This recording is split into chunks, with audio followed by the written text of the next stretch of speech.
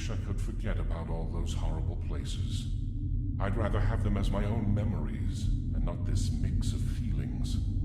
My mental privacy has been compromised, and at the same time, I feel guilty as someone who regrets having stolen something precious from its rightful owner. Which was the fate of the Professor? What kind of punishment would make him pay for the suffering and the deaths of his countless victims?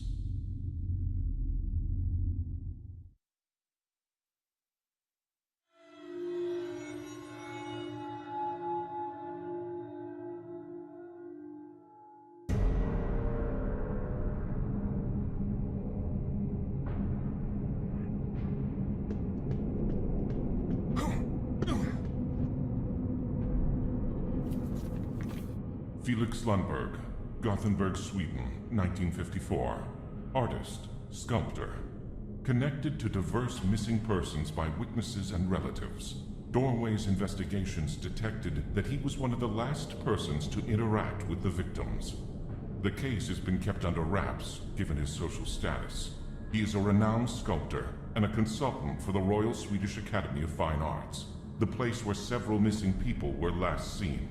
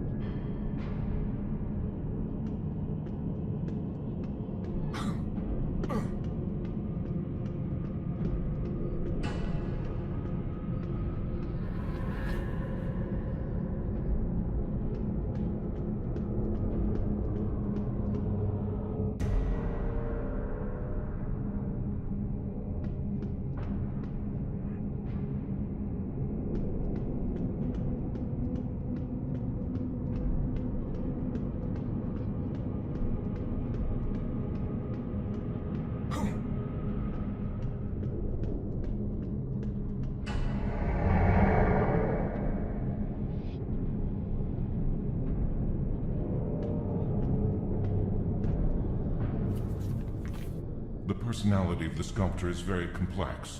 It has many layers, each one concealing the next. To discover them, one has to earn the trust of their owner, and know which intimate mechanisms to trigger. The entrance to his lair was closed, but that was to be expected. He wouldn't let anyone into the refuge of his most secret thoughts and memories. The answer was hidden somewhere else. I still had to research all the clues that I was sure were waiting for me ahead. I had a faint suspicion about their nature. Deep inside, I was hoping to be wrong.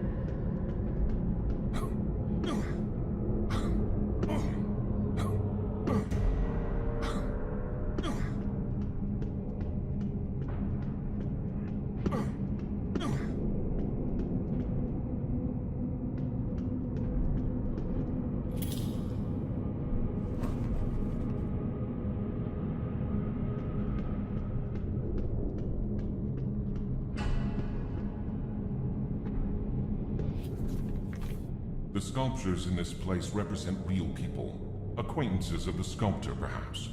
What catches my attention is how his mind has warped their proportions and musculature in the interest of achieving the aesthetic ideal that he considers perfection. I understand that he wanted to imprint his style in his work, but that's not the case here.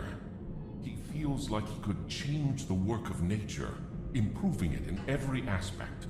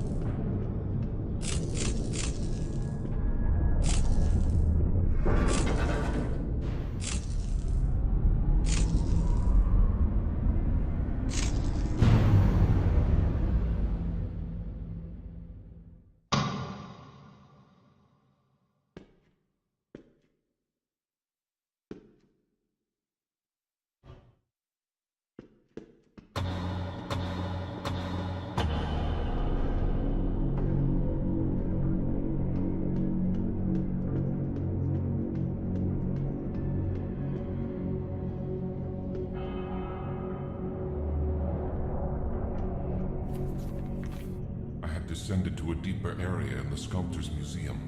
In front of me, I could see a sculpture that gave me the shivers. I couldn't understand exactly why, until I remembered where I'd seen it. Its face was the same as one of the missing persons that I was ordered to search for while I was investigating this case.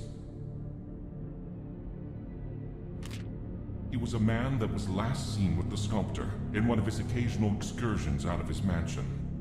The body of the sculpture had a classical style that reached for perfection, but his face was silently screaming for help and looked at me begging for something that I would never understand completely.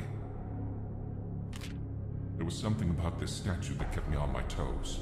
I couldn't understand exactly what. To me, the statues were nothing more than statues, and they couldn't hurt me. But for the sculptor, they were something else. The representation of strength, power and beauty applied as punishment to any foreign enemy. That feeling was overwhelming, and I slowly began to be afraid of the sculptures, but I couldn't take my eyes off them.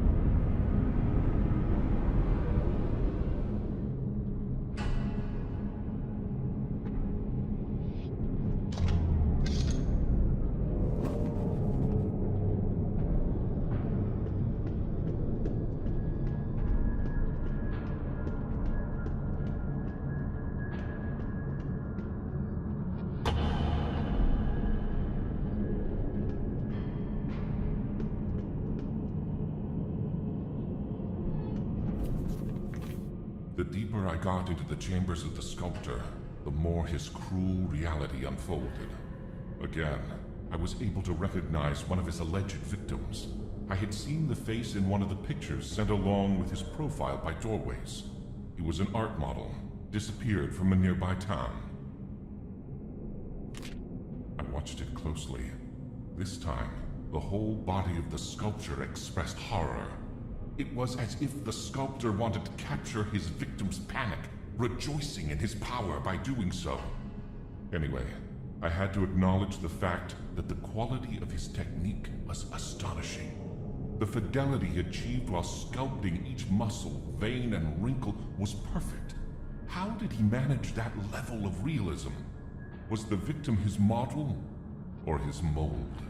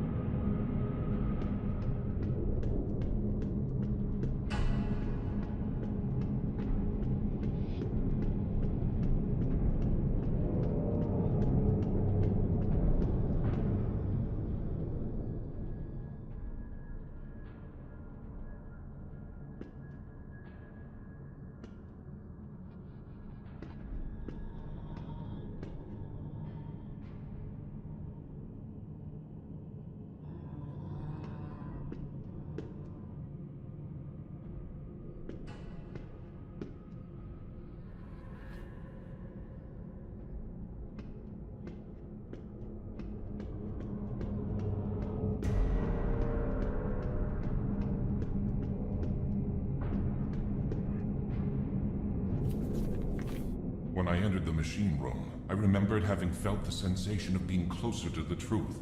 From here, I could finally manage to unlock the entrance to the sculptor's subconsciousness. I have been recollecting fragments of his memories during this journey. It's curious how our minds picture certain concepts in the form of tangible objects. It's something that, in spite of facing it regularly during my investigations, I still can't get used to. Every memory of the sculptor that I had in my power was part of the machine. Even while I couldn't read them directly, I may be able to use them to feed that poetical representation of his motives and instincts.